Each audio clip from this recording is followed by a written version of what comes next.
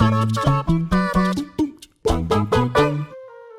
all of you beautiful people, Jules here for WhatCulture.com, and if there's one thing that I know a lot about, it's big flops, seeing as it's pretty much what I do each and every time I get on a list on this channel, as I just have to swing my meat about and show the rest of the team who is the word wizard in town. However, we all know that sinking feeling when you've shelled out your hard-earned money only for the game itself not even to come as high as your knees on the excitement scale, and as that shock turns to anger, it's almost enough to make you never want to buy another video game again. I'm looking very hard at you, Evolve.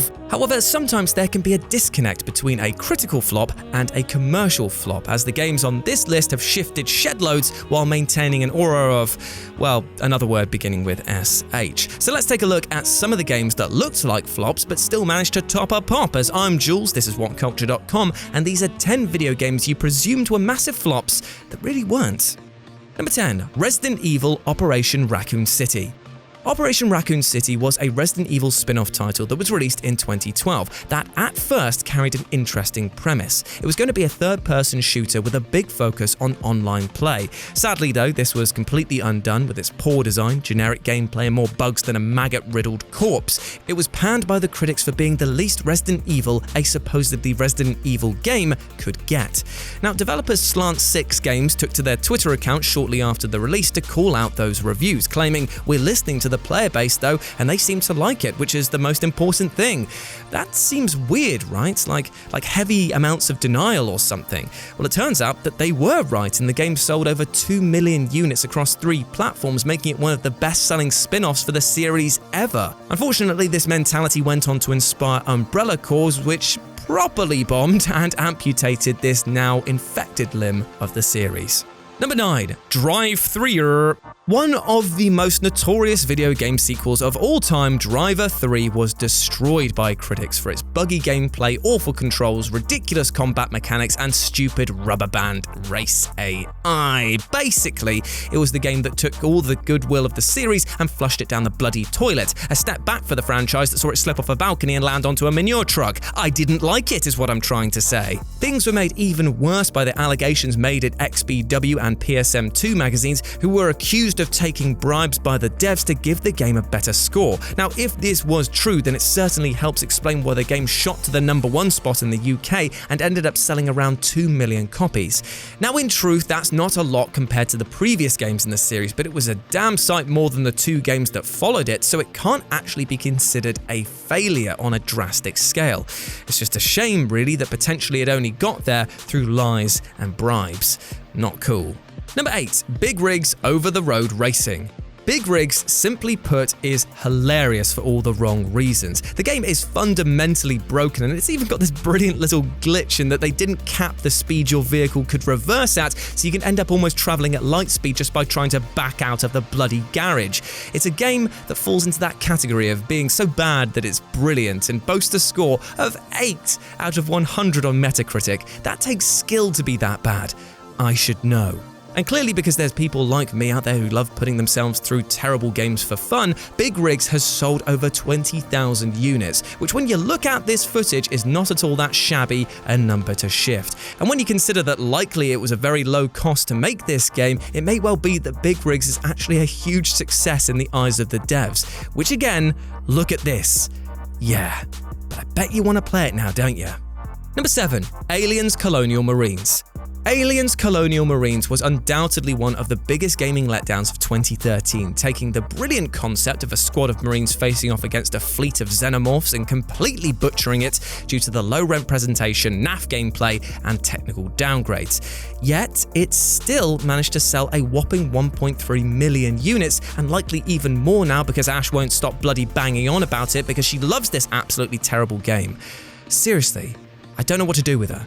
Some would argue that it's down to the extensive marketing campaign that the game had and the fact that it was sold at discount shortly after launch to boost its dwindling sales, but then again, these aren't anything special, seeing as tons of games use the same methods. Whatever the case, it created a rather strange situation. It put pressure on the next game to outdo its massive sales. Luckily, Alien Isolation has all but wiped the floor with it. Number 6, Duke Nukem Forever. Duke Nukem Forever was in production for so long that it ended up becoming nicknamed Duke Nukem Taking Forever by gamers who were just fed up of waiting for a game they assumed would never actually be released.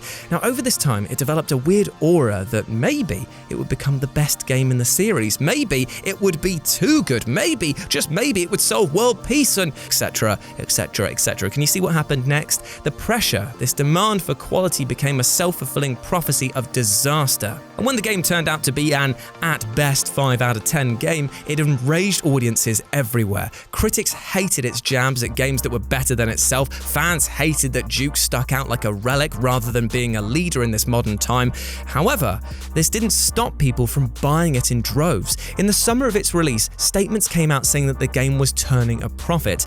This was mind-blowing, seeing as how much money had been poured into the game, and many expected this to be twisting the truth. But if the records are to be believed, Duke Nukem Forever, not a flop, which seems weird to say out loud, right? Number 5. Guitar Hero 5. The Guitar Hero series is one of the most successful video game franchises in history. Among the very few, in fact, that can say that it raked in $2 billion in sales. The franchise continued to grow and grow right up to its third main entry, Legends of Rock, which across numerous platforms sold over 15 million units, making it the first video game ever to make $1 billion in sales.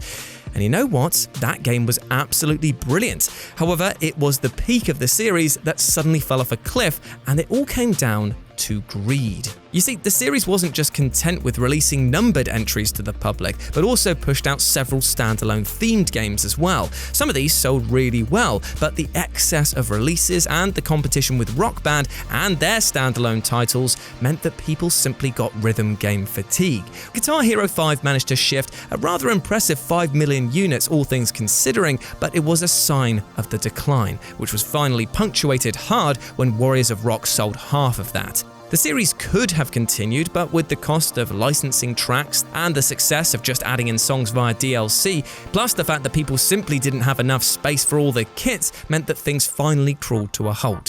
Still though, in terms of sales overall, the franchise couldn't be considered anything less than a success. Number 4. The Getaway Black Monday. The Getaway was one of the better GTA clones to arrive in the wake of GTA 3's release, with a rather jaw-dropping depiction of contemporary London and a delightfully dark cinematic style. The game sold 3.5 million units, which isn't bad at all for a PS2 exclusive brand new IP. The second game, however, Black Monday, received a much more muted response from the critics and was therefore quickly forgotten. However, much like when I begin my speeches with, "So I shagged your mum last night," and then proceed to unveil a ripe cucumber and an edible thong, the story didn't end there, as Black Monday managed to shift nearly 1.8 million units and therefore wasn't the flop that many thought it to be.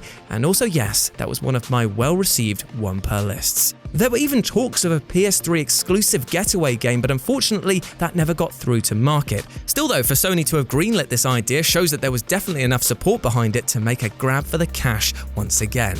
Number 3. Superman 64. It would be wrong of me to say that I hate this game, as to be honest, I've got much better things to focus my rage on. I mean, just look at my These Things Suck series here on the channel for good examples. However, I will say that I really despise the development of this game. This was meant to be Superman's big entry to 3D gaming, and the N64 was the perfect platform for the Man of Steel to finally make it real. Yet with the awful kryptonite fog, the terrible controls, and those infamous bloody hoops to fly through, this game was anything but well received. However, somehow it managed to become a bestseller, showcasing, I guess, the pulling power of Superman's brand. Things were also helped by massive tie-in campaigns where the game came bundled with the console, and while I know that we pretty much all loathed playing this game, I'm also pretty confident that all of us had at least one copy as a kid, and that scares me. Number 2. E.T. the Extraterrestrial. This is pretty much the story on how to flop hard, isn't it? I mean, it's the game that effectively took down the gaming industry in the 80s, causing millions of dollars to be lost, entire companies to fold, and many to lose their jobs. That's the legend, right? Well, do you know what many people glaze over as they focus on the metric ton that Atari tried to bury in the desert? That for all of its horrors that this game caused, it was, in a purely sales focus, a success. E.T. on the Atari sold 1.5 million units, and while the company completely overextended how many copies they thought it would sell overall, 1.5 million in the 80s was amazing. The cost of the game and the production of the unsold cartridges was made back easily. However, I do need to state something very, very clearly. The returns of this game, they are the things that caused the bankruptcy of the company. So was E.T. a flop? Yes and no. By pure sales statistics, absolutely not. But when you factor in how poorly Atari mismanaged the game's manufacturing process, they ended up hemorrhaging money because of it. And number 1, SHENMUE!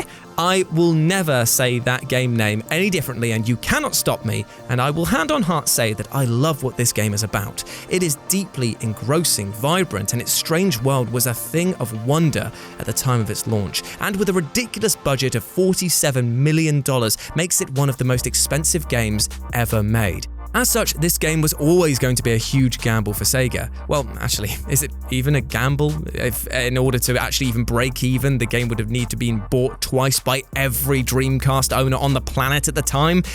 No, I thought not. So how could this game not be a flop? Well, the game sold relatively well at 1.18 million units, which is far beneath the budget, true. However, critically, and with the fans of this game, it went down a treat. Its gargantuan price tag bought itself a cult following so rabid that the demand for SHENMUE 3 has been at fever pitch for years, and its impending release is one with so many eyes on it. The fact that it got a sequel means that it can't have been a flop. The fact that it got another sequel is just baffling. And thanks to the fans with their desire and passion, this overlooked and severely underappreciated title may finally get its day.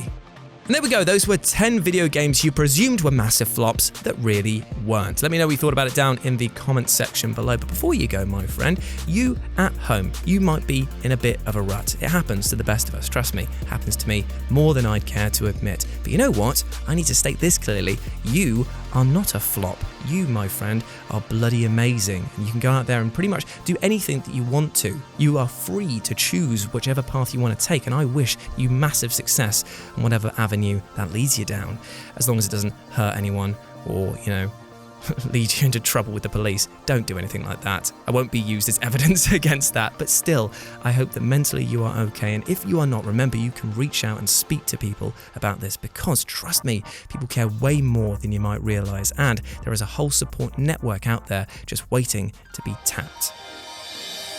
So if you want to go follow me over on Twitter, it's RetroJ with a 0, and as always, I've been Jules, you have been awesome, never forget that, and I'll speak to you soon. Bye!